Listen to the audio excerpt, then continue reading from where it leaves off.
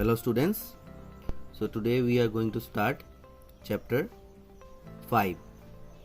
Now in this chapter we will be learning about difference between XML and HTML. XML elements, well-formed XML document, validating an XML document, XML application architecture, XML parser, declaring child element, attribute list declaration, and at last entity. Let us start the chapter. Now XML stands for Extensible Markup Language. It is a simple and flexible markup language. Okay, so it is also known as meta markup language. Extensible markup language. Extensible means which we can extend. It consists of data in text format enclosed within self-defined tags.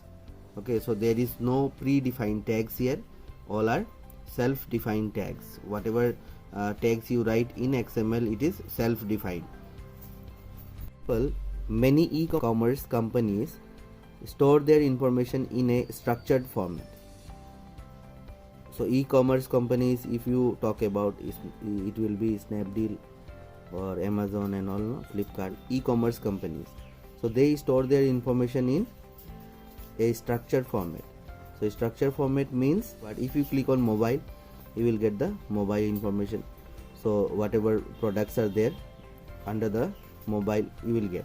So that is the structured format. In HTML, it was unable to specify whether this product information is a product code, product description, or price. So the structure format was missing in HTML, and XML was created so that richly structured document could be used over the web. XML is derived from SGML, that is Standard Generalized Markup Language, which is a system of defining new markup languages. Difference between HTML and XML. Now XML and HTML were designed with different goals. XML was designed to store, carry, and exchange data, whereas HTML was designed to display it. So the difference between XML and HTML can be understood with respect to data separation, data sharing, document structure, tags and nesting of elements, attributes and attribute values. So these are the points we will be discussing in the next part. Data separation. Now talking about data separation, in HTML data is static, that means we cannot modify it, but in XML we can modify it. So these paragraphs you read by yourself. Data sharing.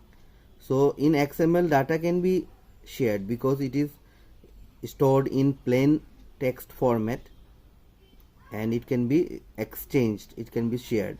But in HTML, data is a part of the HTML document, so it is not stored separately and therefore sharing is not possible in HTML. Okay, now document structure. XML document structure is like a tree. It has a root element which is the parent of all the elements, and it has an element which can contain sub elements or child elements. Okay, so a typical document structure format resembles the following. So in XML, when you see the structure of the document, it will look like this. So there will be a root element, then you have a child element, then sub child element. XML, there is no such structure, document structure present in HTML. Okay, so there is no structure. Next, tags. What are tags? Tags are the markup character that indicates the start and the end of the element but not its content. Okay, so what is the difference between tags in HTML and XML? So tags in HTML are predefined, in XML it is user defined. That means user can write their own tags in XML, but in HTML it is predefined. That means already a tag is set and value is given. Okay, So value is already given, you just need to use those tags. So in XML, every opening tag must have a corresponding closing tag. Okay, so there, if you open a tag, opening tag and closing tag, you have already read in HTML. So in XML, it is all the tags must have opening and closing. In HTML, it is different. It is optional. Okay, so without closing also some tags are there, without closing also it is accepted. In HTML there are empty tags, example line break tag, that is BR tag, and some other tags are there, so those are empty tags. But in XML there is no such empty tags. Okay, so there is, you have to open and you have to close a tag. Okay, in XML a nested tag pair cannot overlap with another tag. In HTML, tags may appear without satisfying the rule of proper nesting. Okay, so here example is given. It is given. See, strike, bold. This is the first example. How strike is closed, bold is closed. So in this way it is closed. Okay, when you see strike, so strike should be last part, bold should be, so bold is here and bold is here. So this is the format you have to follow. You cannot simply write. Okay, so this is the format you have to follow. You cannot write in this way. This way it is accepted in HTML. This is the way you can do it in XML. You have to do. In XML, tags names are case sensitive. Case sensitive means, you know, if it is written in capital letter. So if you see here, it is written bold, and here it is bold is capital, so it will not be accepted in XML. Okay, it is incorrect. So here also use it. So same, it should be same, then only it will be accepted in XML. Attributes. Now it is a part of the element that provide additional information about it. So tags, if you remember, tags do not provide any additional information. So for that attributes are needed. In HTML, for example, it is given here, a text is displayed in black color against a white background by default. So when you write in HTML, you will get a black color text in a white color background. So you can change this by using the BG color attribute. So text attribute to change the text color. Okay, so those things when you do, you will be able to change the text and the background. So if you use this tag, this one, you will be able to change the background color yellow and text color red in HTML. Now in XML, even an empty element can have attributes which specify their characters, such as size, color and dimension. Now in XML also there are some attributes which you can use to change the look of your XML document. Next, attribute values. Now in HTML, the attribute value can be written without quotes, with double quotes or with single quotes. For example, it is given here. Now attribute value means what? Now font color, if you write, this is the value. Color, what color it will be? Red. Okay, so this red is the value, and this value can be written using double quotation, without quotation, or this single quotation in HTML. But in XML you have to use the quotation. Okay, always the attribute value should be surrounded by double quotes only. You cannot use single quote, you cannot write it without anything. Now here text font size it is, so you have to write it within the double quotes. Understood? So this is the difference between attribute values in HTML and XML. Next is XML elements. An XML element is everything from the elements start tag to the elements end tag. Okay, an element can contain other elements, simple text or both. So it can contain other elements simple text or both, means both means other elements and simple text. Next, elements can also have attributes. Now in XML, elements can also have attributes. Elements must follow the following rules. Okay, these rules you have to follow while writing the XML elements. Just a name can contain letter, number and other characters. Name cannot start with a number, name cannot start with a letter, this XML, no, this one cannot start, and names cannot contain space. So XML code has a tree like structure that already I have told you. The first line is called the processing instruction line. So this is that processing instruction line, and this line you have to write every time when you start writing XML document. Every time you have to write this processing instruction line, this first one. Okay, these things will change, but this will never change, this will remain same.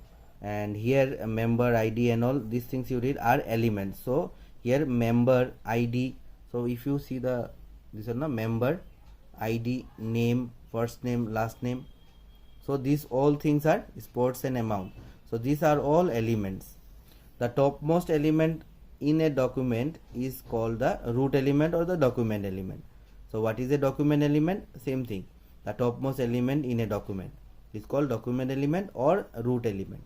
Here, so if you talk which is the root element in this code, if you see, member, because it is at the top. So topmost, whatever you have written at the top will be the root element. Next, an element may contain other elements. Here name has two elements, that is first name and last name. So element can contain other element. This is the element, and then you have first name, last name inside this, so it is another element. Okay, then all the elements are nested under the root element. Nested means it is written under. Okay, so member is a root element. Okay, and then you have inside this root element this all things are there, so it is all nested. So here ID is there, ID is closed. So under name again you have two, so name, first name is closed, last name. So like this nesting is done here. The elements may contain character data, which is the content that will be formatted and displayed. So it may contain some data. Okay, character data. Tree for the above code will be as shown in the figure, this one 5.1. Now this is the tree of this code. So this is the tree. Okay, so this tree I will explain you. Now this one example are given, example just go through, you read the examples. Solution is given, problem is given. Okay, so these are the solution output. Okay, now let us see how we can create a tree with this code. Okay, so earlier code was created like this. This is the code for tree for this code. Okay,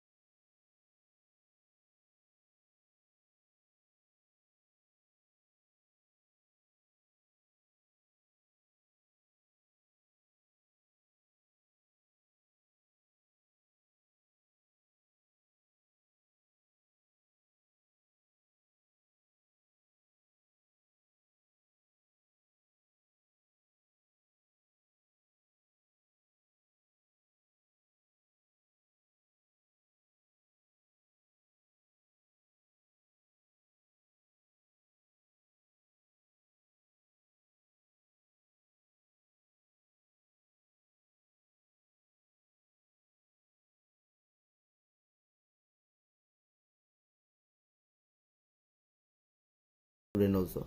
So at the end it will look something like this. Okay, so this is how you can create a tree. Now let us draw a tree with this code. Now this is a question, no? Draw the XML tree for code given below. Now this is the code and we will try to make a tree with this code. Write down in your book also this question. This is from test paper. So I will just try to solve it. Now the first thing we have to find out the root element. Here library. So it is written wrong here. The code is wrong because library capital letter, here is small letter. So it should be both capital letter. So let it be. We are not going to correct it. But you see that we have to find out the root element. Okay, so here we are getting root is library. So we will write library here.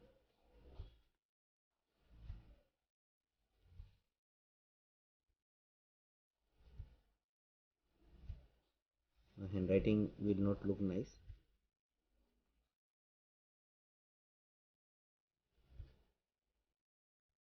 Okay, so library I am writing here, and then you have book category. Okay, so here book category, thriller, and this is fiction, means two categories of book are there. Book category, two categories. So same thing we will do, two categories. 1, 2. Now same thing, box you will make.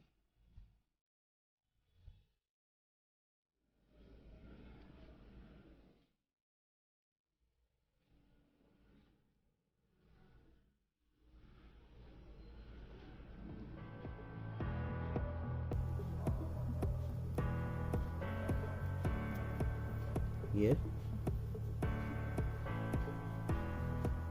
thriller, fiction. So both the books, author name and price. So we will make again 2, author name, price, author name, price, and same thing you make the box and you write the details. Okay,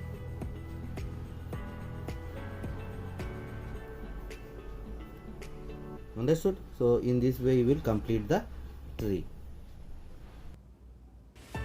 I think that it will be okay for you, and then you understood how to draw the tree. And thank you for watching, and rest part we will be discussing in our next video.